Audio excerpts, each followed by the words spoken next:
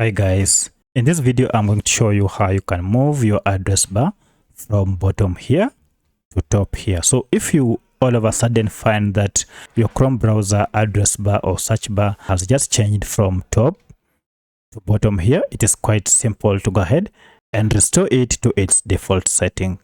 If you found this video helpful, I'll kindly request that you support me by liking the video and also by subscribing to my channel.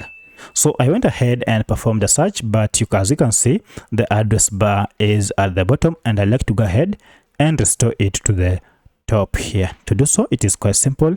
Just head to bottom address bar and then long press on it, and you'll see we have this option, move address bar to top. So if you go ahead and choose this option, now you can see the address bar has been moved to the top, and now you can do all the activities such as adding a new tab or even searching for any or seeing all your tabs using this address bar on the top.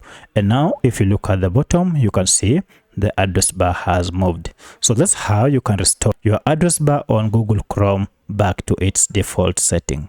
If you have another question, kindly let me know in the comment section. Otherwise, thanks for watching and let's meet in the next video.